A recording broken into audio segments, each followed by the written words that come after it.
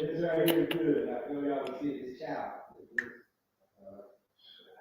This stuff. Yep. Hey, party people. So we're live. I'm going to wait to see for some people to join us. Oh, hold on. Let me turn this down. If you're here, say hello so I can know that you're here. I'm going to open up some Black Mama Magic cards right now. Oh, this isn't the page I want to be on. I don't want to see it on this page. I want to see it on my personal page. Did I broadcast to my personal page? Okay, yeah, I did. Okay, if you're here, say hello so that I can know that you're here. And before we get out of here, probably at the end, I'm gonna pull some cards. If you're here, say hi in the comments and let me know if you can hear me in the comments as well. Let me know, let me know, let me know. Who's here? Who's with me?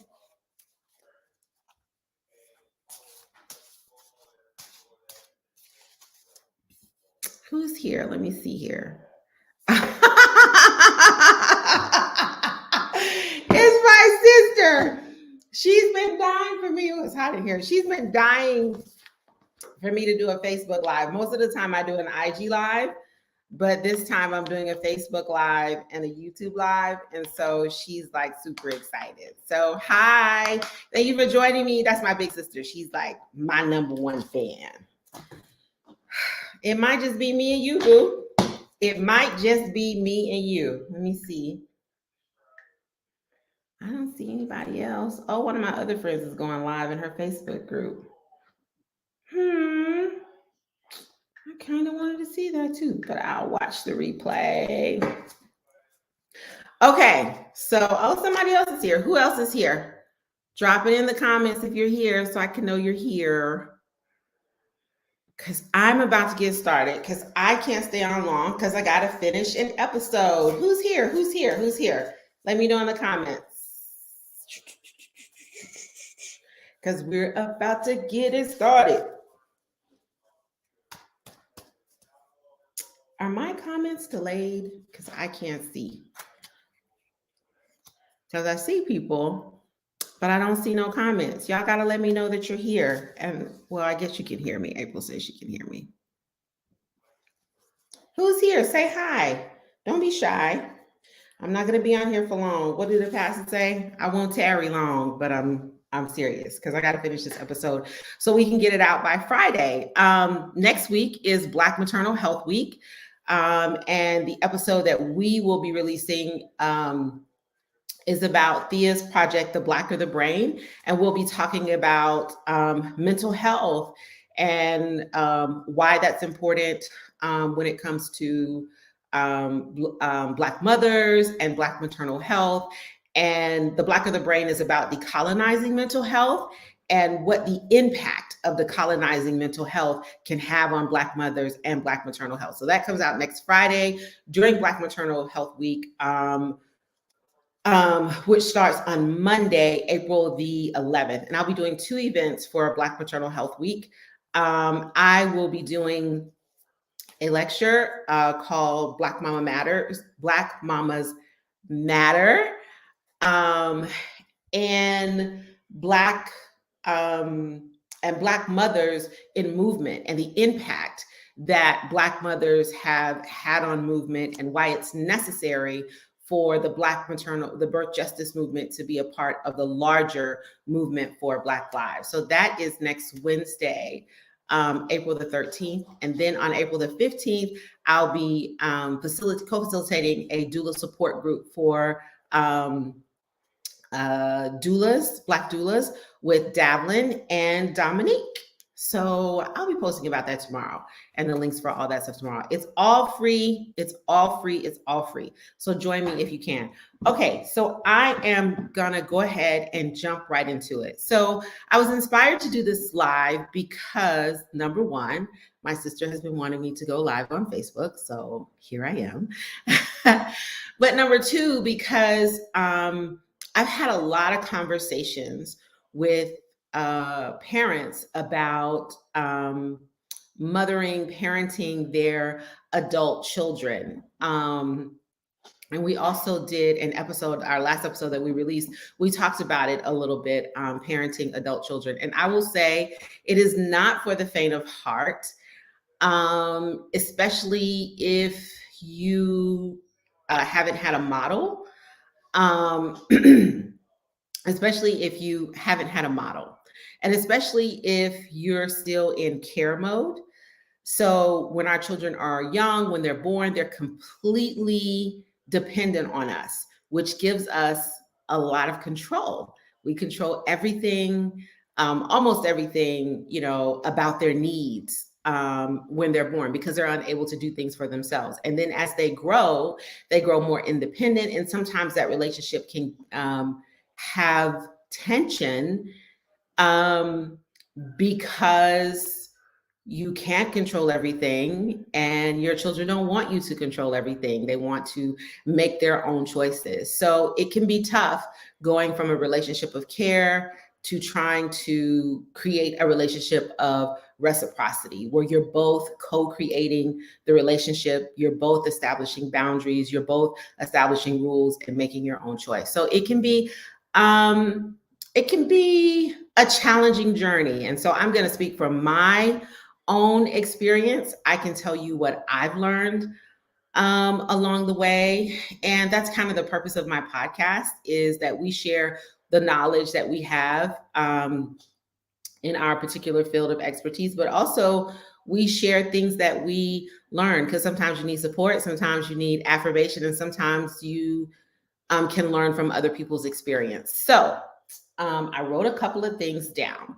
So the first thing in mothering or parenting, having a relationship with your adult children, what I learned was to deepen my spiritual practice, because I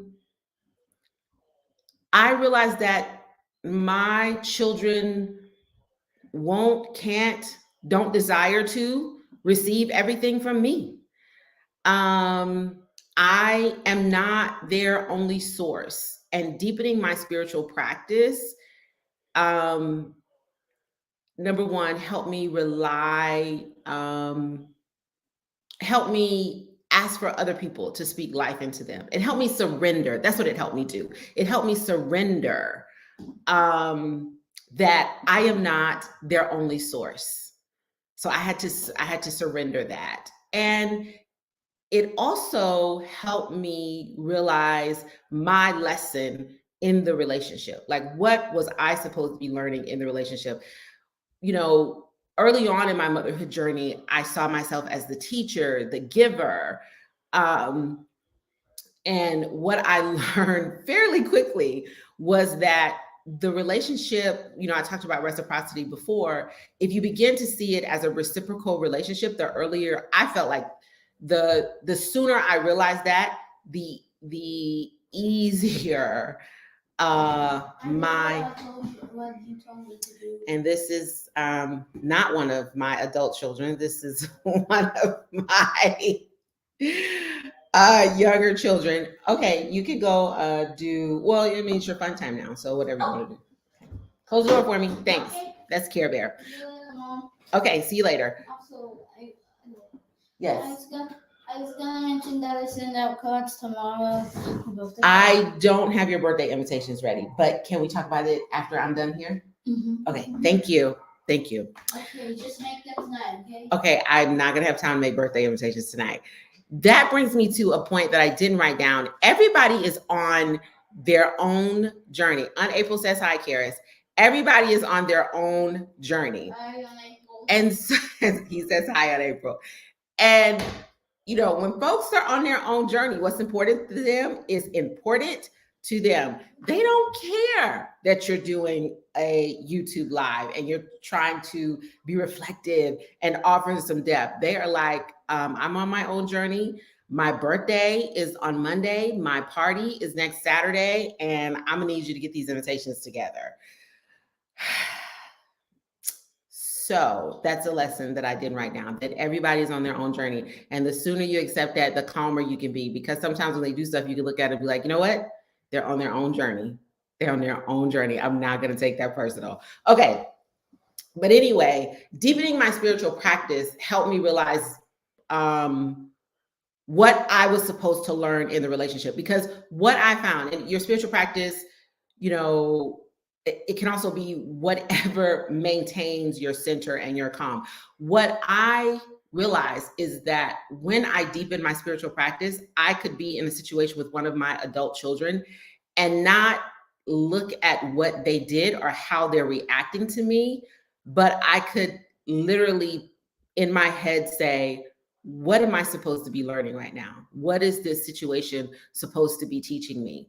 And even to take that a step further, by doing that, I said, okay, so this is what this moment is supposed to be teaching me, because our children are teachers. My children are my greatest teachers. I've learned the most being in relationship with my children. I can look forward and say, this is what I'm supposed to be learning in this moment. So if I look forward, when I look back at this moment, how do I want to remember this moment? Or how do I want to remember myself in this moment? And it's not an easy thing. And I didn't always succeed at that. But when I learned that, it became a lot, the relationship became a lot smoother. And what that helped me do is release my ego, which is lesson number 2. Release your ego. And by that, I mean my children's success and failure is not a reflection of my parenting intention. I don't take credit for my children's success, and I don't take credit for my children's failure. My job is to be there to celebrate with them and also to support them. My job is to be there to celebrate and support, not say, oh, you know, because when our children succeed, we're all like, that's my baby. That's my baby. Yeah, that's me. I did that. And then when they fail or they do something we don't agree with, it's like, I don't know who raised them. I don't know where they got that from. Right? So for me, what I learned was, you know, you want to take credit for the successes, but you don't want to have any part of decisions that you don't agree with or quote unquote failures. And I really had to like sit with that. And I realized like, you know, it's not about their success and failure. My parenting journey is not rooted in my children's success and failure. My parenting journey and how I want to define my parenting is being there, whether or not I showed up to support and celebrate when they succeeded and when they had challenging moments. And, you know, that is a challenge because we want to see our children as a reflection of us. You know, we want something to show that, you know, to say, hey, you know, I did a good job because look at my children. But there are a lot of parents who had good intentions and did good jobs, and their children didn't necessarily make decisions that aligned with their parenting intentions. And that doesn't mean that they were bad parents. It just means, again, everyone's on their own path. And my job is to be there with them, walk with them along the path to celebrate and support. That was, I know that that's really, really hard for people, but I really had to look and say, all my decisions surely didn't reflect everything my mama taught me. All the information that my mom gave me, all my decisions did not reflect that. So if all my decisions didn't reflect that, And anybody who knows me knows, I love my mama.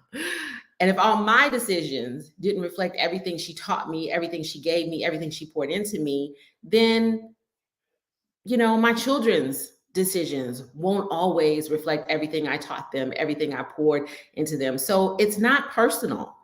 It's not personal. It's a journey. It's not personal in the sense of um they just don't care about me, they don't love me. It's not that. They're on their own journey. And also, I also often remind myself the brain doesn't finish developing until mid 20s, late 20s. So sometimes when it get really, really rough and I can't get on the higher plane, I'd be like, you know what? Their brain's not fully developed. And I'm just able to release it. I'm just able to release it. But that's real though. It isn't. And so we really, really have to put our expectations in check and decide how we're going to define our parenting journey. And when I made the decision that my parenting journey is going to be rooted in not my children's successes or failures, but I'm rooting my parenting journey in how I show up to celebrate and how I show up to support. It's not about success and failure, because this thing is not a destination. This thing called life is not a destination. It's a journey. It's a journey. And you're going to have, little spikes on the timeline. And some of those spikes are successes and some of those spikes are challenges. And I've decided that no matter the choices that my children I'm going to be there when there's a spike on the timeline, which leads me to my next point. Grace and space. Grace and space has worked wonders for me. Grace and space. By grace, I mean, as a Black woman, as a Black girl, we had to have so much figured out.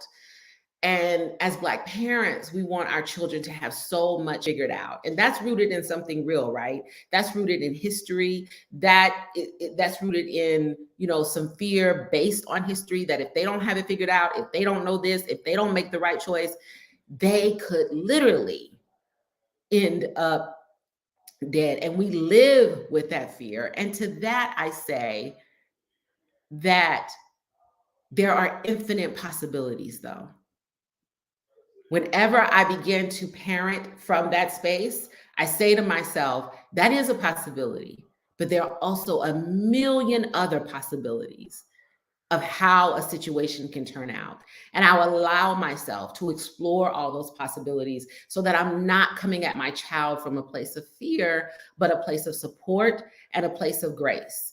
And,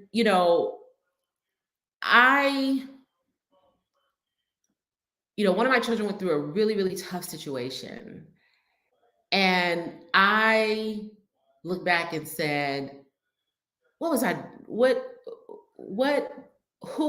and what was I doing when I was that age? What choices was I making? And I remember the choices that I make, and I remember some of the shame around my choices that I made at that age. And I want my children to be able to feel whatever they want to feel, except shame. And so in order for people not to feel shame, they have to know that there's a place that offers them grace. And so with my children, and particularly with my adult children, I always offer them the grace that I wish that I would have had when I made mistakes. And not, I think that my mother was very understanding and very open in terms of talking. And I think, the shame was maybe more internal, but I always let my children know that grace is available to them, because, it is hard to watch your children do things and you are like, man, been there, done that. I kind of know how this story is going to end. And you're talking to them and you want them to make a bigger choice, but they're not meant to hear it from you. They're just not receiving it from you. It's hard to witness. It's really hard to witness. And it's also hard to live with mistakes. So grace and space. And by space, I mean, Don't assume what your child needs. Ask. I think one of my biggest lessons with my children is I ask them what they need from me, because here's what happened. When I would assume their needs and I would give and they didn't receive, I felt like they were rejecting it. Then I was upset. I was like, oh, I'm ungrateful, and I done done all this and I done done all that. But the truth is, I was giving from a place of ego, from like, you need this, let's do this. This is how you do this. This is how you solve this. This is what will make you feel better. That's a place of ego, not a place of compassion, not giving from a place of understanding. And so I have learned to ask, what is it that you need right now? What is it that you need from me right now? You know, and that's giving space.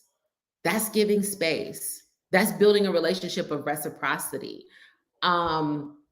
So grace and space has worked wonders, when parenting my adult children.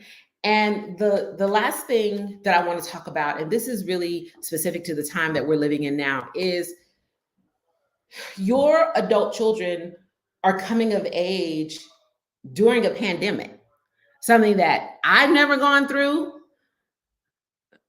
You know, I don't know how old folks is on here, but something my sister said, ouch. Ouch to what? I mean, you ain't got to put your business out there if you don't want to, but ouch to what? But they're coming of age in a pandemic. And so there are a lot of unspoken in American culture, because that's the culture that I live in. So that's the one that I can speak to. There are a lot of unspoken rites of passage in American culture that didn't take place because of the pandemic. So just, you know, remember, when you miss a rite of passage or a cultural milestone, there may be something that you didn't receive, or just coming of age in a pandemic when you have dreamed of being a senior in high school, dreamed of your first year in college, dreamed of what you're going to do when you get out of high school, because you ain't got to go to school no more unless you want to, or, you know, you dreamed of going into the workforce, or you dreamed of following your passion, and a pandemic happened. And you did everything everybody said that you were supposed to do, or, you know, maybe you didn't, I don't know, but you're coming of age in a pandemic. And none of us really knew how to handle that, right? And so I do say, if you had a child who made one of those big adult transitions during the pandemic, remember that. You know what? They came of age, they reached this adult milestone during the pandemic. And so there may be some things that were missed. And on that note, I want to say this too. Sometimes we expect our children to know what we knew at their age, and they're being, number one, raised in a different time, in a different way. I'm a Gen Xer. So, you know, I remember, I don't know, my sister is on here. In elementary school, we were staying at home by ourselves, you know, until my older siblings got home. I mean, now, you know, you can't do that. But so there were skills that we had to have in order to survive. My adult children were never at home alone. I was a stay-at-home mom, and then I worked at home. So there was always someone home with them. So there's certain skills that they didn't have to learn, right? Because there was a parent that was always there. You know, my mom worked 11 p.m. 3 p.m. to 11 p.m., sometimes 3 p.m. to 3 a.m. And so we had a whole village like helping, you know, us out. But there were times when we were home alone, and that breeds certain skill sets that my children didn't get. And I wanted that, you know, I wanted the path to be smoother for them, you know. And so when we go to, well, when I was their age, I was doing this and I was doing that, it's like, but they're not you. They didn't come of age like you came of age when you came of age.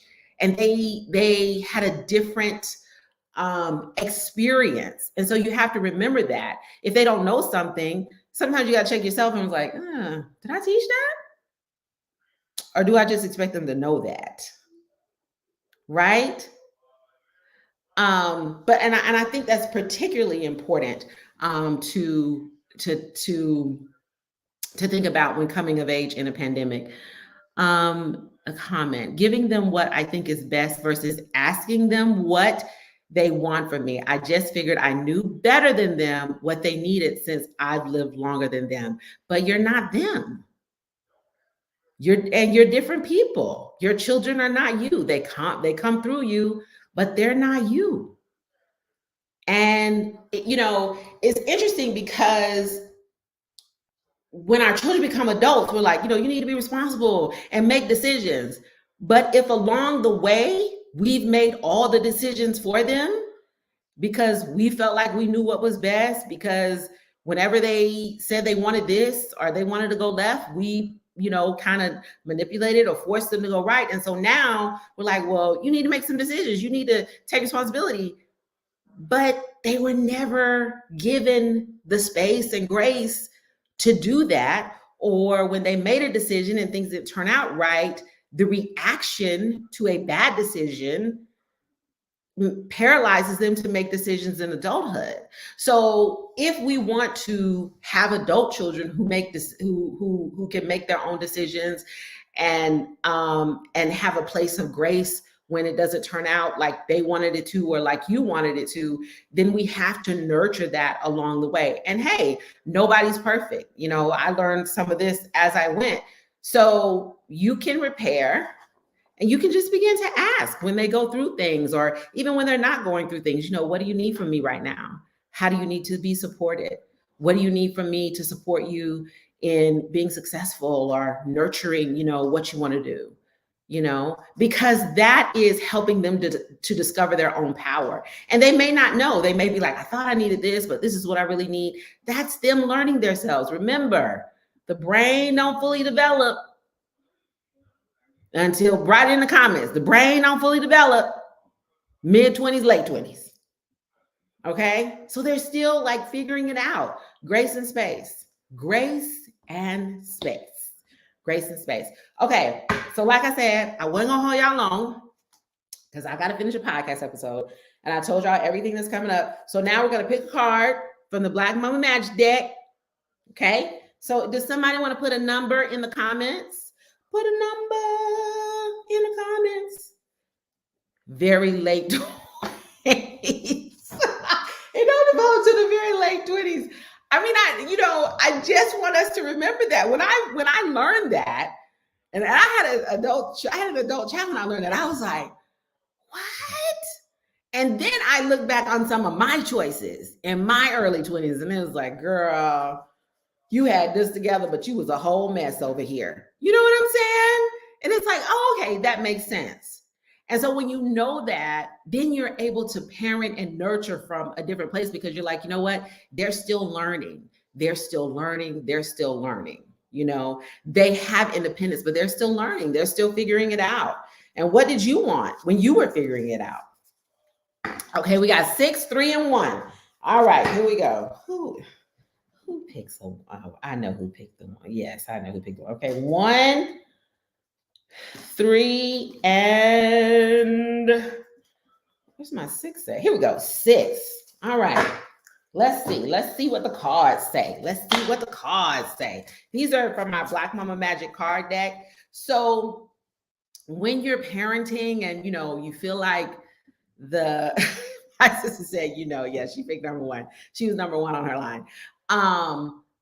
And you're struggling, or you feeling challenged, or you feel the foundation beneath your feet shifting.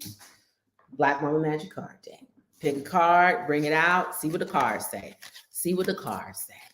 All right, so here we go. So let's see. We had number 6 first. Okay, let's see what this says. Oh, I stand on my word. This is actually the card for our next episode. I stand on my word.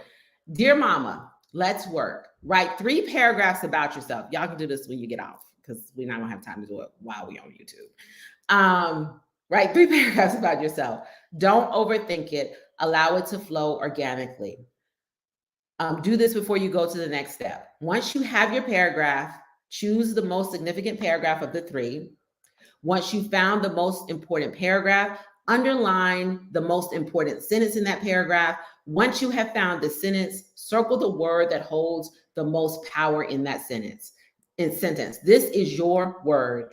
Everything that flows from you stems from this word. It will guide you when the world feels confusing. It will offer clarity when you forget who you are or how important you are to this world. This is a great exercise. I do this I did this February and last February because the year don't start for me until February, till we celebrate Black folks. And each year I have a word that guides me through the year that I go back to, like this card said, whenever I feel my foundation is a little bit shaky. This year, my word is expansion. So anytime I feel fear, anytime I feel self-doubt, anytime I'm unsure, I go back to my word and I say expansion. And I let that guide my choice. Okay, let's see. The next one was number 3. Number 3, reintroduce yourself. Dear mama, reclaiming space. See, and let me tell you something. When you give your kids grace and space, you get more space. You get more space to nurture and mother yourself. And when you begin to nurture yourself, you will enjoy parenting so much better because your cup is full and now you can give from a place of fullness and a place of overflow. So, dear mama, reclaiming your space for yourself begins with educating those around you about who you truly are. Often, we tuck our creative self away to focus on building family and community, but they want all of you. So show them, remind them, and inform them that you are a creative force to be nurtured and reckoned with. And when you start doing this for yourself, everyone else in your house will follow. This is card number 1. This is one of my favorite cards. I'm actually glad you picked this. I need all of this today. Watching with my daughter. Hey, Naya Pooh. Hey. Okay. So turn your symptoms into signals. This is one of my favorite cards. I think Thea wrote this card. And Thea is traveling and Nikisha is on date night. So it's just me tonight. I got to pick a different night because we can't do Thursdays because Nikisha has date night. But Thea is traveling. So it's just me.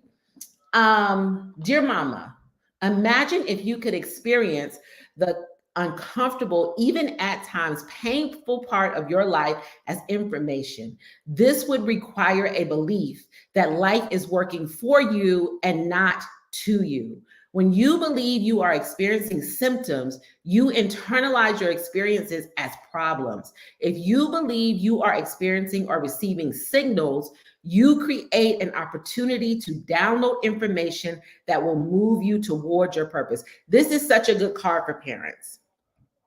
Turn your symptoms into signals. Because when you're faced with a challenge, right? In your relationship with your adult children, it's like, this is a problem. I can't believe this is happening. I done this, I done that, and they still doing this. But if you look at the situation and say, okay, this is information. It's just information. It's not the end of the world. It's just information to tell us where we are in this experience, right? Where I am as a parent, where my child is. So let's have a conversation about that. Let's have a conversation about the information that we're being given in this situation. And let's have a conversation about how we want to move forward in this experience. What do you need from me? What do you need right now? This is what I'm feeling. This is what I see. This is where I'm coming from. Did I hurt you? I'm sorry. Normalize apologizing to your children. Normalize that. You know, I have 3 sons, 1 daughter. So I really normalize apologizing because, yeah, I normalize apologizing. But particularly, you know, I apologize to my daughter. Our relationship has a little bit of a different flow. It's a little bit smoother, you know, but because I'll be honest, you know, it's a challenge for me raising sons because I always thought I would have daughters. I always thought I would only have girls.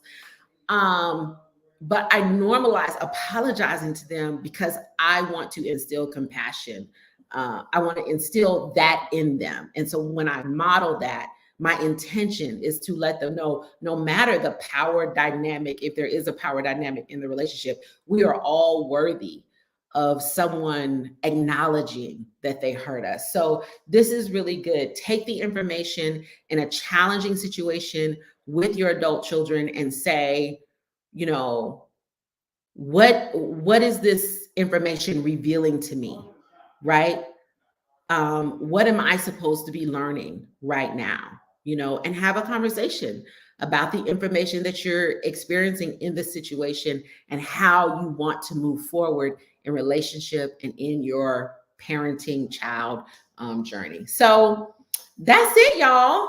That's all I got. I ain't got no more. I thank y'all for joining me. I got to finish this episode. Remember, Black Maternal Health Week is next week. Do something to support a Black birth worker, an organization that is turning the tide of Black maternal health, and that is doing work around birth justice. Make sure you're listening to Them Black Mamas podcast. Let me put it in the comments because we have been dropping some hot fire. And we are going to be dropping some more next Friday on the 15th. Our episodes come out the 1st and the 15th of every month. We go really well with payday. So on paydays, 1st and 15th, get your monies and get some Them Black Mamas. Where did it post that? I don't know where that is. But anyway, episodes drop again on the 1st and 15th. So make sure you're listening. Go back and binge on listening. You can email us. You can DM us. We love for you to talk to us because Them Black Mamas is not a presentation. It's a conversation. And we love to be in conversation with our listeners. So that's all I got. I got to finish this episode. Thanks for joining. Namaste. Namaste. Namaste. Bye, y'all.